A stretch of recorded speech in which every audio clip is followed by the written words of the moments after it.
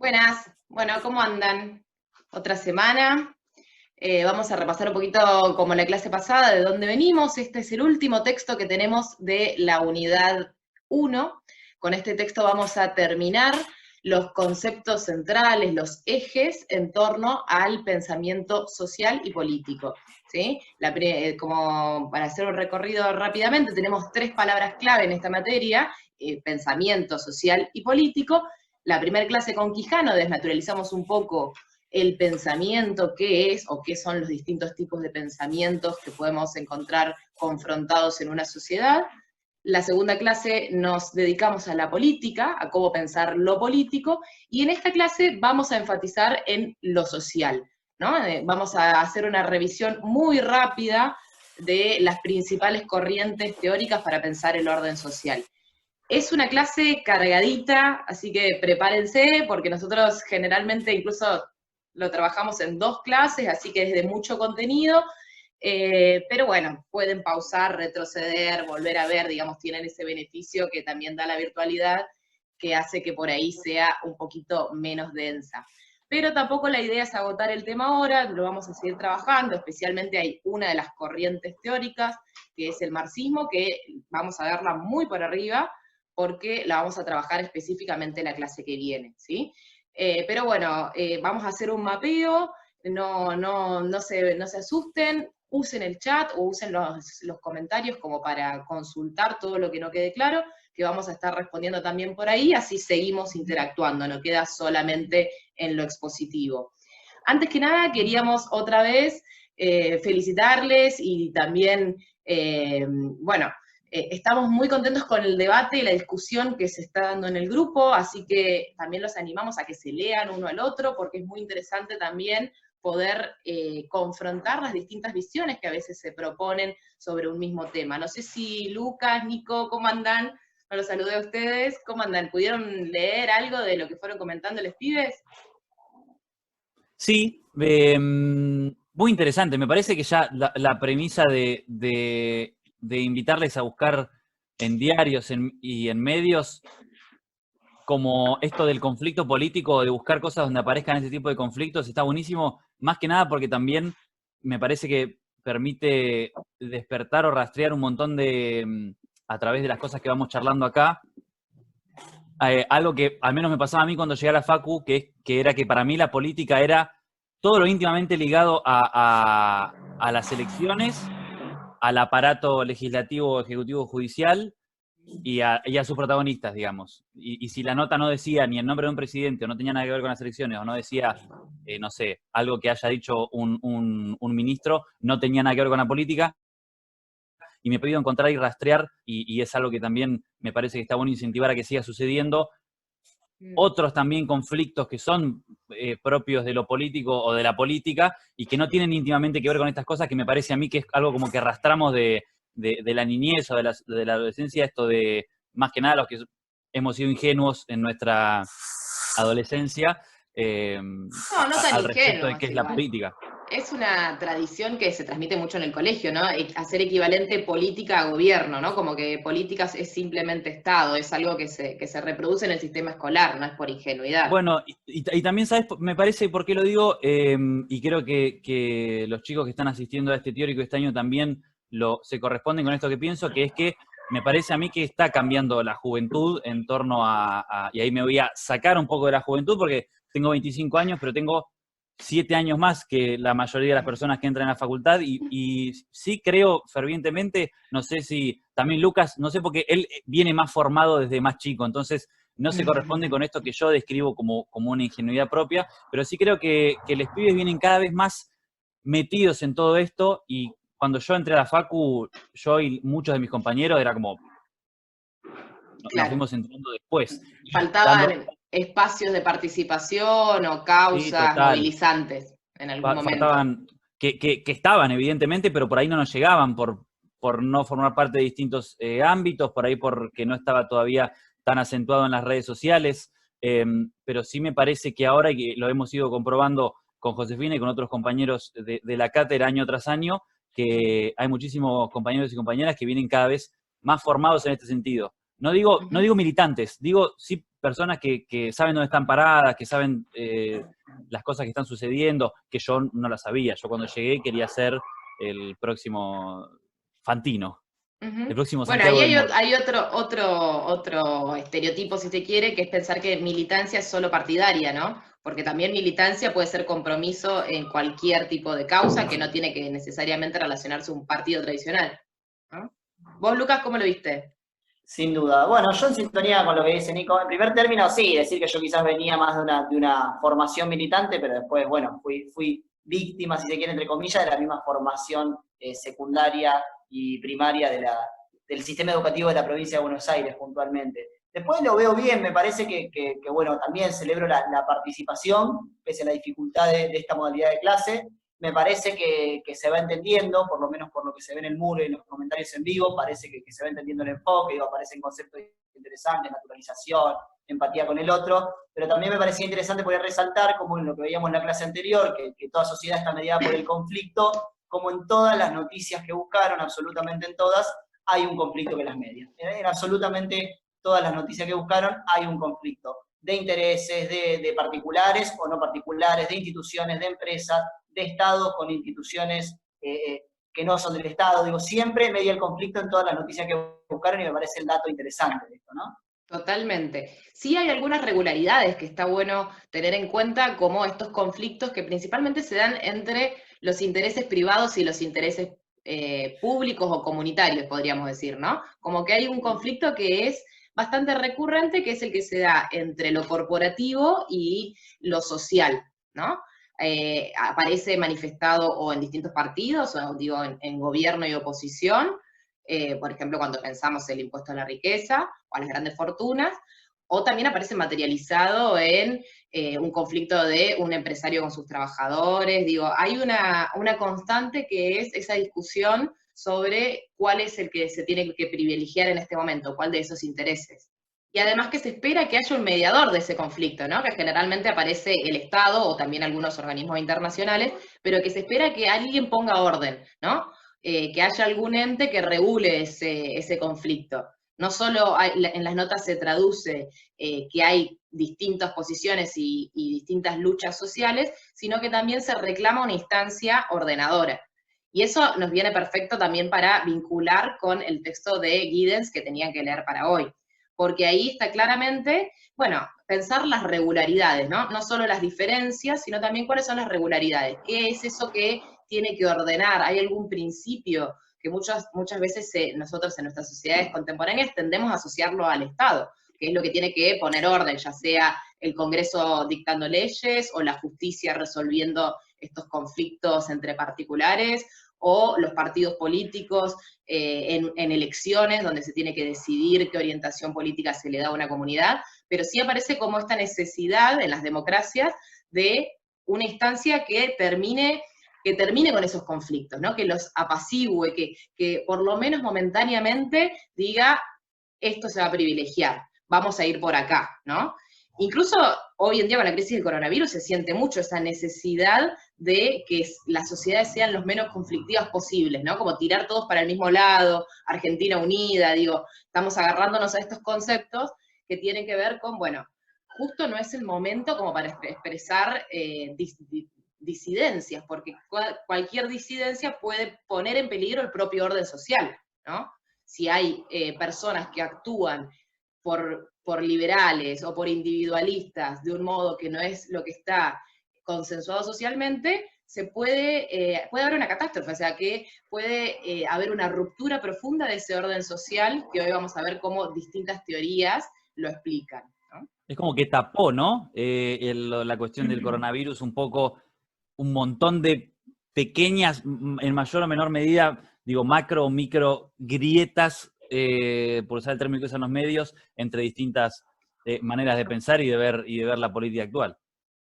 Sí, tapó o por lo menos los llevó a las sociedades a tener que tomar definiciones, ¿no? Como las sociedades a veces son muy permeables al conflicto, digo, las sociedades democráticas hay todo el tiempo movilizaciones, protestas, y en esto es como que hubo que elegir un camino, que fueron distintos los caminos, lo vemos en el caso de Brasil, Estados Unidos, Francia, España, digo, todos los países tomaron distintos caminos, pero tuvieron que ponerse de acuerdo de alguna forma, ¿no? Bueno, vamos a adentrarnos entonces en este texto de Giddens, un sociólogo, que va a ser como un manualcito. Van a ver que es muy sencillo de leer el texto, puede parecer reduccionista, incluso lo es, digamos, porque es una síntesis de alguna de las visiones principales de grandes corrientes teóricas que vienen hace un siglo por lo menos, desarrollándose y con sus distintas contradicciones internas y con sus disputas internas. Digo, no podemos decir que el marxismo, por ejemplo, para nombrar justo la más compleja, no podemos decir que el marxismo es una sola cosa, ¿no? El marxismo, hay muchos marxismos, hay autores marxistas más estructuralistas, autores marxistas que son más afines al inteleccionalismo simbólico, digo, hay conflictos dentro del marxismo, hay distintos también progresos que tienen que ver con progresos históricos, que no tienen que ver solo con la teoría, sino que tienen que ver con cómo la teoría se va adaptando a cierto contexto, porque las teorías están hechas para decir algo en cierta situación social. Entonces no es lo mismo hablar desde el marxismo en la revolución industrial que hablar desde el marxismo hoy. Entonces, vamos a proponer básicamente dos ejes que para pensar cualquier teoría, que es una, tener siempre en consideración que las teorías son productos de cierto contexto, ¿no? Las teorías son, podríamos decir, cajas de herramientas para hacer una lectura sobre la realidad, o también para intervenir en la realidad. En el marxismo tenemos un claro ejemplo de cómo teorías fueron pensadas como para hacer cosas, ¿no? Como para poder no solo interpretar, decía Marx, sino también transformar la realidad, en la tesis 11 de Feuerbach, y también son prácticas, porque cuando nosotros hacemos teorías, hacemos algo, estamos de alguna forma transformando ese mundo en el que habitamos. Y por otro lado, además de tener en cuenta que son históricas, tener en cuenta que son políticas, que siempre hay cruces de teorías, siempre hay conflictos de teorías, y que muchas veces los teóricos, los intelectuales, los docentes, los periodistas, digamos, todo lo que tenemos que hacer es elegir entre teorías en conflicto, ¿no? Elegir dónde posicionarnos. Eso implica claramente una posición política, porque hay teorías que son, que tienen implicancias liberales, y hay teorías que tienen implicancias revolucionarias en su propia estructura conceptual. Entonces lo que le vamos a proponer hoy es un recorrido breve de los ejes conceptuales de cada teoría, básicamente qué concepción tienen sobre la sociedad y qué concepción tienen sobre los sujetos sociales, ¿no? En estos dos polos, la sociedad, la estructura, y los sujetos, la acción individual, como para poder comprender que nosotros no podemos simplemente ir, citar un autor, bueno, esto me gusta, esta cita, voy y la meto en el texto. Porque cuando nosotros metemos un autor, estamos posicionándonos en cierta corriente teórica, y esa corriente teórica tiene implicancias políticas. Entonces, es importante siempre preguntarnos a qué corriente pertenece cada autor, ¿no? Porque por ahí estamos, muy lindo, muy piola lo que dijo, pero resulta que aportó al fascismo, ¿no? Más cuando tomamos teorías por ahí tan antiguas que fueron pensadas para otros contextos. Esta es una Sí, cosa esto, como para tener en perdón, cuenta toda José. la carrera, digamos. Totalmente, y por eso me parece también tan valiosa esta materia, que forma parte de este plan nuevo que propone la facultad y que por algo está en primer año, primer cuatrimestre de la carrera, que es una materia que yo no tuve, y que viene a dar respuesta a un montón de interrogantes o a tratar de armar una suerte de idea general de más o menos qué pensaba cada autor, que está buenísimo, porque lo que nos pasaba a nosotros, al menos me pasaba a mí, que después te terminás encontrando en cuarto, quinto año, teniendo que buscar ahí, este autor, a ver qué hizo, cuando lo podés resolver. Por ahí cuesta porque son un montón de cosas para un cuatrimestre en términos de materias del pensamiento, pero sí está buenísimo que después ya te queda para el resto de la carrera. Claro, que no se preocupe porque todo esto lo van a profundizar en otras materias, ¿no? Porque hoy Sí, vamos claro. a ver así a vuelo de pájaro el funcionalismo, pero lo van a ver en comunicación y teorías, lo van a ir trabajando en otras materias, ¿no? No se preocupen por no entender la totalidad, ¿sí? Bueno, arrancamos entonces con la primera que justamente es aquella que nos va a introducir un poco el texto de Quijano que vimos en la primera clase. Esta teoría sociológica, ¿no? Del orden social, que va a luchar un poco en torno a esa perspectiva más atomística que existía antes en las ciencias sociales, ¿no? Entonces va a empezar a entender la socialidad como un todo. Pero bueno, va a tener algunas, digamos, es la teoría más cuestionada hoy en día, pero no por ello deja de ser muy utilizada. Incluso hay academias, digo, la norteamericana, la chilena, la peruana, la colombiana, que siguen, digamos, siendo muy hegemónico el funcionalismo. Pero hoy en día, si uno tiene alguna tesis funcionalista, podría decir, bueno, es reduccionista, es biologicista, y señalar un montón de problemas, ¿no?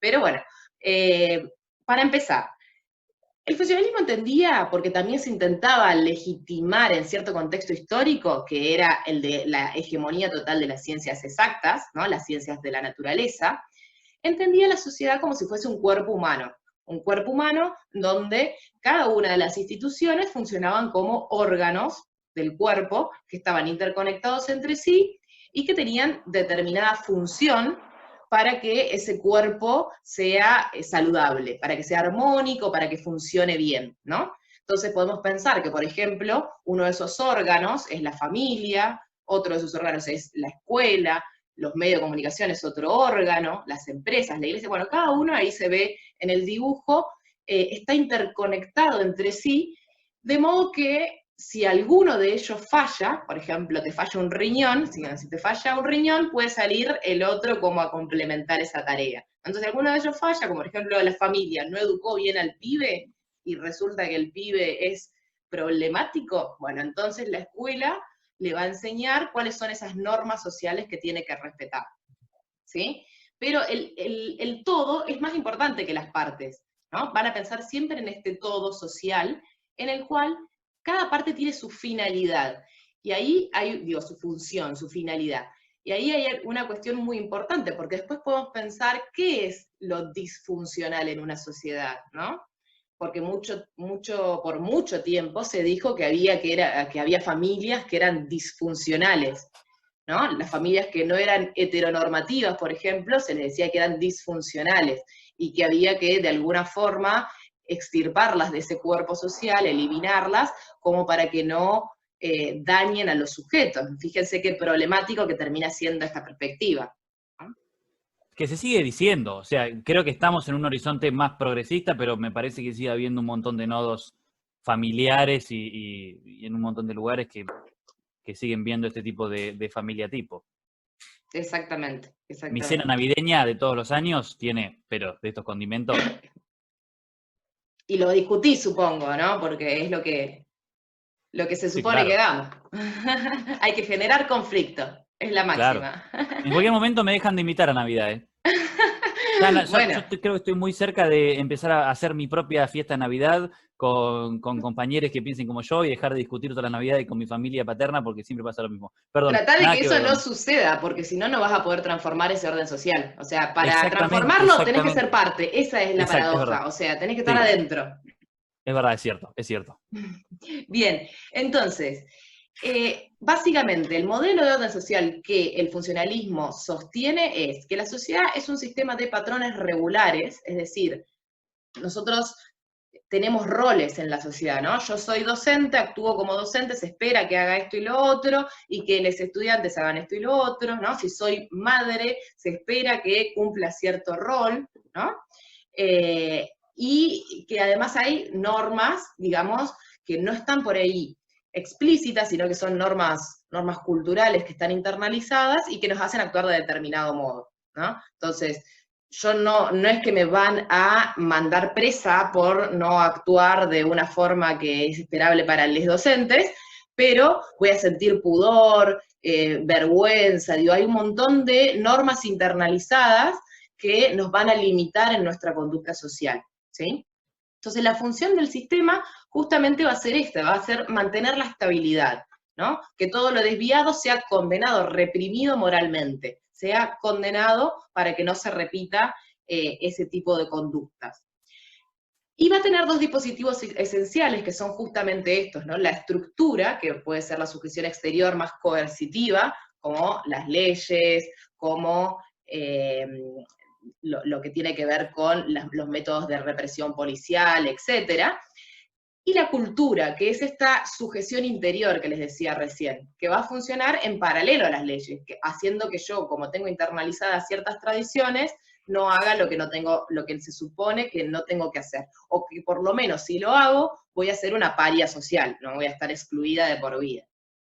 Y por otro lado, el orden es transparente, es calculable, porque como funciona manteniéndose su estabilidad, nosotros podríamos predecir cómo sería el orden en un futuro. Acá se querían parecer mucho las ciencias exactas, ¿no? Nosotros podíamos hacer una hipótesis y predecir qué iba a pasar en la sociedad en el futuro, ¿no? Porque era transparente, era cuantificable y era como una cosa, ¿no?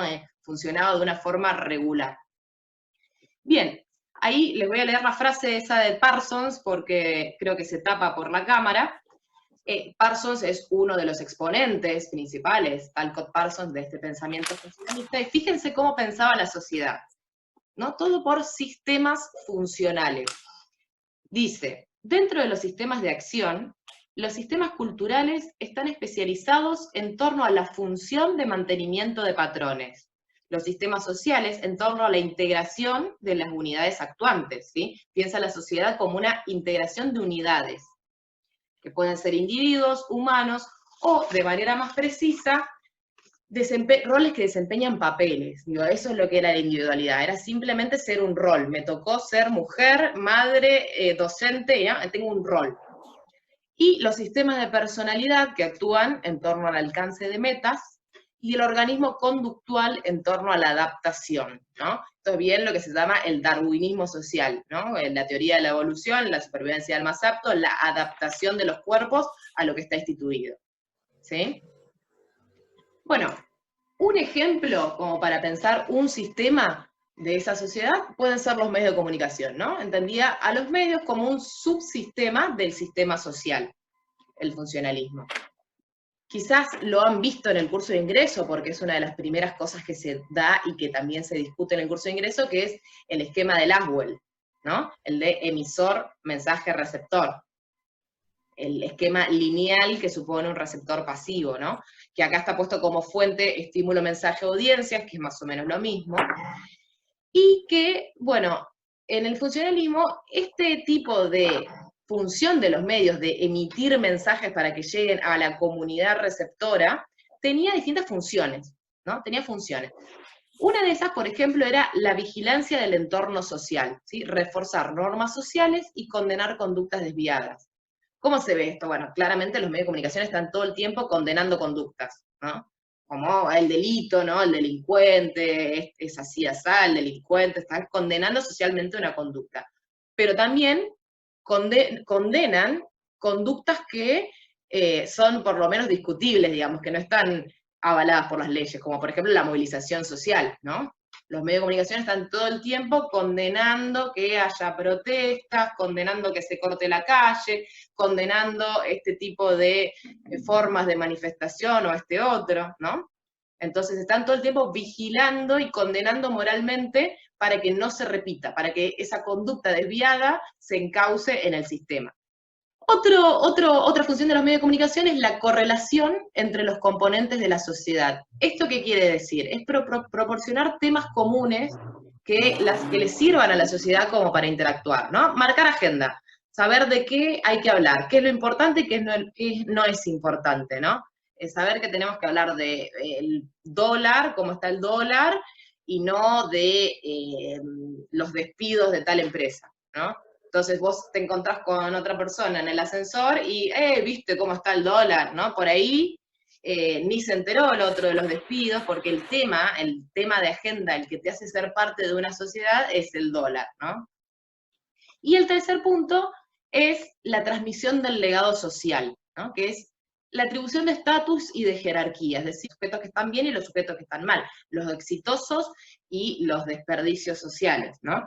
Entonces vos ahí tenés, hoy en día lo vamos a ver seguramente, cuáles son los modelos de éxito de esta crisis. Se van a empezar, si no lo hicieron ya, porque no sé, no lo leí, pero seguramente van a empezar a difundir como, qué bien, estas personas que se reinventaron y hicieron una cuenta de Instagram y sobreviven en la crisis porque son emprendedores, ¿no? Este sujeto neoliberal del éxito se transmite como modelo hegemónico por los medios de comunicación. Entonces, orienta la conducta de las personas que dicen, bueno, yo tengo que ser así, para que me vaya bien tengo que ser así, ¿no? Sí, mirá la historia de la docente de 60 años que camina 45 kilómetros todos los días para poder ir a dar clase. Y entonces la docente que va en auto a trabajar todos los días se siente menos, porque no, es lo mismo. Se me ocurren mil ejemplos. Exactamente. Sí, que eso es una doble naturalización, también es una romantización de las injusticias y de la pobreza, digo, ¿no? Camina en patas 45.000 kilómetros, pasa por el barro, por el río, no sé qué, digo, una naturalización de la pobreza. ¿Qué pasa que el Estado no está ahí? ¿Qué pasa que no hay ruta, que no hay camino? Digo, me parece que también naturaliza otras cosas que no hay que naturalizar. Exacto, exacto. Romantiza la pobreza, diría. Exactamente. Bien, y dentro de, a ver, vamos a poner a Durkheim adentro del funcionalismo, como también hay otros autores que lo pueden ubicar en otro lado. Esto es la interpretación de los clásicos, ¿no? Giddens va a trabajar específicamente con 3 autores clásicos, que los van a escuchar muchísimo a lo largo de la carrera seguramente, Durkheim, Weber y Marx, de los cuales hay múltiples interpretaciones, así que tampoco vamos a decir, bueno, Marx es así, Durkheim es funcionalista, ¿no? Pero bueno, vamos a ver por qué lo ubicamos acá adentro. ¿Qué pensaba Durkheim? Que había que pensar los hechos sociales como cosas, ¿sí? Bien como las ciencias exactas, ¿no? Los hechos sociales eran cosas que había que analizar. ¿Qué era un hecho social? Era un modo de actuar, de pensar y de sentir que han sido impuestos, ¿sí? Acá se ve cómo se va a trascender esta perspectiva del sujeto autónomo que veíamos con el texto de Quijano. ¿Por qué? Porque los hechos sociales siempre eran colectivos, es decir, existen por fuera de las conciencias individuales, siempre son colectivos, siempre son exteriores, ¿no? El individuo actúa por tradición, por repetición, por costumbre, pero son exteriores, vienen, no les surgen de adentro, como de su subjetividad, sino que son impuestos desde afuera, ¿no? Y también esto es importante, son impuestos, son coercitivos, tenés que actuar de cierto modo, porque si no te van a condenar, la conciencia pública se ofende, dice ahí, ¿no? Digamos, cualquier consumo lo podemos pensar así, ¿no? Nos vestimos de cierta forma, comemos ciertas cosas, porque hay ciertos patrones y mandatos sociales que son siempre colectivos, exteriores, coercitivos, ¿no? A ver, ¿qué hay para Durkheim? Hay como una conciencia colectiva, ¿no? Una conciencia colectiva que es, les leo la frase que está ahí tapada, el conjunto de creencias y sentimientos comunes al término medio de los miembros de una misma sociedad, ¿sí? Término medio de los miembros, como que se puede hacer un promedio, ¿no? Todo muy cuantificable, todo muy exacta la ciencia, ¿no? Se puede generar un término medio de la sociedad y ahí sacás lo que es la conciencia colectiva, que forma un sistema determinado que tiene vida propia, ¿no? La cultura se transmite más allá de los individuos, no depende de los individuos. Las partes pueden no funcionar, pero el todo sobrevive, porque el todo es más importante que las partes para este tipo de pensamiento. ¿Eh? ¿Y cómo se mantenía la cohesión del orden social? Porque acá es muy importante recordar que para el funcionalismo el orden era armónico, ordenado, predecible, calculable, transparente, ¿sí? Entonces se mantiene una cohesión a través de 2 tipos de actuar para Durkheim, que eran la solidaridad mecánica, que nosotros nos mantenemos juntos como comunidad porque sabemos que el otro es un semejante, ¿no? Es un igual, ¿no? Este amor al prójimo, si se quiere. Y por la solidaridad orgánica, que es reconocer nuestra interdependencia. Esto es típico de la división del trabajo, ¿no? Yo hago una cosa, pero voy a necesitar de ese otro que hace otra cosa como para poder sobrevivir. Entonces, por esos 2 tipos de solidaridades es que el orden se mantiene cohesionado. ¿Qué hacía Durkheim? Bueno, él explicaba todos los hechos sociales, incluso los que pueden parecer más subjetivos, los que pueden parecer más personales, como eso, como hechos sociales. Por ejemplo, tiene un libro muy famoso que trabaja el tema del suicidio, ¿no? Uno diría que el suicidio es una decisión personalísima, que es puramente subjetiva. Pero Durkheim mostraba estadísticas de cómo el suicidio era mucho más, en esa época, era más regular en personas de religión protestante, en varones y en individuos de profesiones liberales, podríamos decirlo. Entonces él explicaba por qué esas profesiones que eran más individualistas, si se quiere, y bueno, la ética protestante, que también permitía algo de autonomía en el sujeto, y los varones, porque los varones eran más sujetos del espacio público, mientras las mujeres se quedaban con sus familias. Bueno, entonces, por esas razones, había una mayor predisposición al suicidio para él en esos sujetos, ¿no? Porque el lazo social se había roto, ¿no? Había menos cosas que enlazaran a la sociedad a esos sujetos, menos cosas que los mantuvieran unidos al conjunto, ¿sí? Por eso tomaban esas decisiones individualistas. Bueno. Hay un capítulo de la serie Merlí, de la tercera temporada, debe ser el segundo o tercero, que Sí. va sobre Durkheim y sobre el suicidio. Una recomendación pava por si alguien quiere profundizar un poco en esto, mirando algo que no implica, digamos, por ahí estar leyendo a Durkheim con él. Lo voy a tomar porque no la vi todavía esa serie. Y también hay un capítulo de Los Simpsons que nos recuerda bastante a esto. Ya después se lo vamos a dejar en las recomendaciones, ¿no? Pero hay un capítulo que nos habla de esto, de los roles, de los patrones. Lo recomendaste vos, Nico, así que describilo, así que... Exactamente. Yo no, a ver, voy a tirar una polémica. No soy un gran fanático de Los Simpsons. No es que me vuelven loco. Siempre que digo esto, hay gente que me mira en la aula anfiteatrada como queriendo matarme. No soy un gran fanático de Los Simpsons, la verdad que prefiero mirar otra cosa o limpiar el baño, pero sí es cierto que tienen distintos capítulos que relatan cosas interesantes de la vida en sociedad, y particularmente les vamos a compartir un capítulo o un episodio que va de lleno a esto, que se encuentran ellos en un bosque con una especie de guía, una especie de ¿cómo se llama el guía de los bosques? Guardabosques. Como una especie de guardabosques que les va a decir, bueno, hoy ustedes van a salir de todos sus preceptos sociales. Dice una cosa así. Sí, perfecto. Bien, dos problemas con esta concepción funcionalista. Una, que es una perspectiva conservadora, ¿no? Como intenta mantener siempre el orden social tal como está, porque eso es lo que da la cohesión, es conservadora. Y en segundo lugar, es una perspectiva que entiende al sujeto como pasivo, ¿no?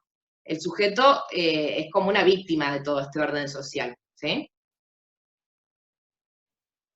Bien, bueno, la segunda perspectiva, vamos a ver que la segunda y la tercera son muy importantes porque nos empiezan a dar herramientas para pensar el orden social también como un orden simbólico, ¿sí? Entonces, para la comunicación van a ser corrientes teóricas fundamentales y se van a retomar por muchísimos comunicólogos, ¿sí? La segunda perspectiva es el estructuralismo. A ver, el padre de la lingüística estructuralista, Ferdinand de Saussure, va a comprender, luchando contra las teorías que le antecedían, que todo signo es arbitrario, ¿sí? No hay nada de necesario en que árbol se llame árbol, ¿sí? Sino que es completamente una convención, es un contrato social, ¿no? Nos ponemos de acuerdo y no hay nada del árbol o del perro que nos haga que esas palabras, esa concatenación de sonidos vocales, se llame así, ¿no? Es totalmente arbitrario. Y por otro lado, para él, la lengua era un sistema de relaciones. Entiende que la lengua es relacional, que una cosa significa una cosa porque se diferencia de otra. Las relaciones son relaciones de semejanza o de diferencia. Yo entiendo que perro es perro porque perro no es gato, ¿no? Entiendo que árbol es árbol porque no es arbusto, ¿no? Entonces, cada vez que necesitamos nombrar algo nuevo, porque aparece una nueva realidad ante nuestros ojos, necesitamos ponerle una diferenciación con respecto a lo ya existente, ¿no? Vamos creando categorías nuevas que nos sirven como para diferenciar, por ejemplo, digo, pensando en el género, no siempre existió el género trans, ¿no? Entonces esa categoría se va a relacionar como diferenciación a lo que es el género femenino y masculino, y al mismo tiempo va a transformar la estructura, en la totalidad de la estructura, porque vamos a empezar a entender a los sujetos de otra forma, no de manera binaria, ¿no? Entonces, la lengua es ese sistema, se transforma en una parte, se transforma en la totalidad, y siempre hay relaciones entre las partes. Para él había dos cosas en la lengua, la langue y la parole, ¿no? La lengua y el habla. La lengua es esto que les decía recién, el sistema de códigos, el conjunto de signos, un contrato establecido en la sociedad, es estática, es estable, ¿sí? La fija un diccionario y no se puede modificar a nuestro gusto y piacere, digamos. Por eso para Saussure eso era lo que había que estudiar, ¿no? Mientras que el habla era la lengua en su contexto, ¿no? En el barro de la historia. Era la lengua en cierta cultura, la lengua con ciertos usos, ¿no? Nosotros podemos decir que hay dialectos, hay sociolectos, que dependen de cierto sector social, cierto sector de las provincias de la Argentina, ¿no? Hay distintos usos de esa lengua. Y esto es, para Saussure, una particularidad cambiante, accidental, dinámica, digamos, que era libre, creativa y que no se podía estudiar, porque había muchas había muchas particularidades, era imposible decir algo sobre estas particularidades.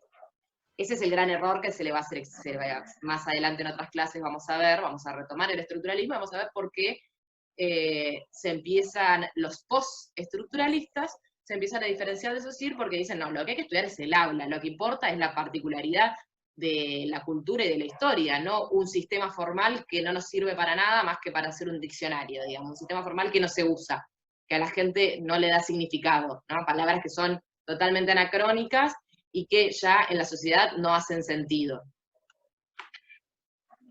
¿Ven bien la pantalla? Porque se me salió. ¿Ven bien? Yo la veo bien. Perfecto, perfecto. Ahí está. Bueno, entonces, va a haber otros autores más de nuestro palo, porque Saussure, repito, era un lingüista, como Michel Foucault, que era el que veíamos el meme en clases anteriores, que van a tener también esta perspectiva estructuralista, porque van a decir que, si bien había diferencias, la sociedad, el modelo de orden social, es la regularidad en la dispersión, ¿no? En esa dispersión, aún así, hay regularidad. Y que es importante abordar a cada elemento social desde sus relaciones con otros elementos sociales, ¿sí? Incluso piensen como para Foucault, o para cierto Foucault, porque hay otras interpretaciones de Foucault, el sujeto es un producto de la estructura, ¿no? El sujeto está fabricado por la estructura, está totalmente sujetado al orden social. El sujeto actúa así porque la escuela lo disciplinó, la institución psiquiátrica lo disciplinó, son todas instituciones que disciplinan, controlan, vigilan a los sujetos para que actúen de determinado modo, pero que el sujeto casi no tiene creatividad, no tiene libertad, es un producto de esa estructura, ¿sí? Por eso los lleva a los estructuralistas más radicales, se podría decir, dicen el hombre ha muerto, no hay hombre, son piezas de ese engranaje que es el sistema. ¿Sí? Y en el otro polo tenemos la tercera perspectiva que trabaja Giddens, que es el interaccionalismo simbólico. El interaccionismo simbólico. Justamente es el otro polo porque va a pensar que el orden social en realidad es un conjunto de individuos que son activos y creativos, ¿sí? La suma de esos individuos, de esas subjetividades, de esas particularidades, es lo que construye las relaciones sociales. Pero que en realidad lo más importante va a ser la interacción de esas acciones individuales. Eso dicen, bueno, hay que focalizar nuestras investigaciones en pequeños fenómenos, ver cómo actúa el hombre o el sujeto en este tipo de interacción, ¿no? Cómo su conducta está regulada o gobernada por ciertas máximas de acción, ciertos patrones de acciones legítimas, ¿no? Y acá va a ser muy importante, nuevamente, el orden simbólico, el lenguaje, porque va a ser lo que los individuos internalizan adoptando cierto lugar en la sociedad porque se sabe qué es lo que esperan de ellos a través de las palabras que se usan, ¿no? El universo simbólico compartido va a ser lo más importante para saber cómo actuar. Y nuevamente podemos poner a otro de los clásicos en esta perspectiva, que es Max Weber. Max Weber pensaba que la conducta humana del individuo se establece con un sentido subjetivo, ¿sí? Está gobernada por lo que nosotros pensamos que el otro va a hacer cuando nosotros actuemos, ¿sí? Ahora, en el presente, o en el futuro, o porque nosotros vimos que en otro momento en el pasado reaccionó de tal modo, Entonces las acciones de otros son las que van a gobernar nuestra conducta, ¿no? Está en esa interacción. No solo el individuo, sino siempre en esa interacción. Y va a decir que hay 4 formas de proceder en la sociedad. 2 acciones, 2 tipos de acciones son racionales y 2 no. La primera es la acción racional con arreglo a fines. Yo actúo racionalmente porque tengo ciertas metas, objetivos. Esta va a ser, para Weber, va a ser la más racional de todas las acciones, ¿no? Yo estudio porque me quiero recibir, o porque quiero aprobar esta materia. Eso es una acción racional con arreglo a fines. Me pongo a estudiar porque quiero que me vaya a acreditar la materia. Ahora bien, también puede haber acción racional con arreglo a valores, ¿no? No hay un fin concreto, racional, pero sí esos valores que la hacen racional. Por ejemplo, yo puedo decir, yo voy a donar alimentos en el medio de esta pandemia porque eso es ser solidario, ¿no? Es un valor. Yo quiero ser solidaria, entonces voy a donar alimentos. Sigue siendo una acción racional. Yo hago eso porque lo racionalizo, es un valor que lo tengo internalizado. Por otro lado, hay acciones que son afectivas, que estas no son racionales, ¿no? Esta acción es la pasional. Y por otro lado, la acción tradicional, que es aquella que nosotros hacemos por costumbre, ¿no? Si te saludo, me devolves el saludo. Pasan por delante de la iglesia, hacen la señal de la cruz, y digo, esas cosas que no tienen una racionalidad, pero que uno los hace por repetición, ¿sí? Bueno, marxismo, la cuarta perspectiva. Como les dije, la vamos a pasar muy por arriba porque la vamos a trabajar la semana que viene, pero sí me parece importante en este contexto marcar algunas de las diferencias que son claves con las otras teorías. El marxismo introduce en el pensamiento social la cuestión de el poder, la ideología, el conflicto, ¿no? Es el que trae a colación que existe una lucha entre distintos sectores sociales y que la historia se va a hacer de esa lucha. Y les voy a leer, no sé si ven bien la frase, pero por las dudas se las voy a leer para que se comprenda los fundamentos, lo básico del pensamiento marxista. Dice Marx, en la producción social de su vida, los hombres establecen determinadas relaciones necesarias e independientes de su voluntad. ¿Sí? Relaciones que son independientes de su voluntad. Yo nací proletaria, entonces voy a tener que establecer relaciones con la patronal, con el explotador, porque soy proletaria, entonces estoy ubicada en ese lugar de la producción, estoy ubicada en ese lugar de la sociedad, entonces va a implicar que yo tenga ciertas relaciones sociales, ¿sí? Relaciones de producción que corresponden a una fase determinada de desarrollo de las fuerzas productivas materiales, ¿sí? Lo determinante acá es la economía. La relación que nosotros podemos establecer con el empleador, con el jefe, va a depender de la situación histórica de esa economía, de cómo estén las fuerzas productivas, ¿no? No es lo mismo, ahora vamos a ver en la siguiente placa, la relación que se establecía en el sistema esclavista que en el sistema capitalista, ¿no? El conjunto de estas relaciones de producción forma la estructura económica de la sociedad. La base real, ¿sí? Para él la economía es la base real, sobre la cual se levanta la superestructura jurídica y política a la que corresponden determinadas formas de conciencia social, ¿sí? Entonces, la base real va a ser la materialidad de la economía. Todo el resto, jurídico, ético, ideológico, político, cultural, comunicacional, todo el resto va a ser superestructural. Por eso, acá en este dibujo, la flecha va de abajo hacia arriba. La superestructura va a depender de esa infraestructura, ¿sí? Las relaciones materiales, económicas de producción, van a generar un espejo en las relaciones ideológicas, ¿sí? ¿Y qué dice respecto a la historia? Entendiendo con ese esquema, ¿no? En ese esquema en el cual era dialéctico, hay una relación dialéctica, base superestructura, hay una relación dialéctica también entre fuerzas productivas y relaciones de producción, ¿no? Eso va a ir todo el tiempo modificando la sociedad y haciendo que salgamos de un sistema y entremos a otro. Cuando las fuerzas productivas desbordan las relaciones de producción, va a decir Marx, entonces puede haber una crisis del sistema y una revolución, ¿no? Porque ya, por ejemplo, hay demasiado stock de mercadería, entonces hay desempleo, las fuerzas productivas, el sistema capitalista, por ejemplo, no puede contener ese desarrollo de las fuerzas productivas. Hay una automatización de la industria, las máquinas terminan produciendo todo y dejan a los sujetos afuera del sistema productivo, entonces lo que va a pasar es que esa masa de desempleados va a tener que organizarse colectivamente e ir a cuestionar el sistema porque tienen hambre. Bueno, eso es una revolución que para Marx se da por algo necesario, ¿no? Que es que todos los sistemas van a ir implosionando en sí mismos, ¿no? Dice, todos los sistemas contienen el germen de su propia destrucción, ¿sí? Por la propia lógica del sistema, en un momento las fuerzas productivas van a desbordar esas relaciones de producción y va a transformarse el sistema. Y hace un recuento histórico y va a decir, esto es lo que efectivamente sucedió. El esclavismo se revolucionó porque pasó esto en la base material económica. El feudalismo, donde ahí está en el dibujito, el señor explota al siervo, también no pudo contener esas relaciones de producción y hubo una revolución.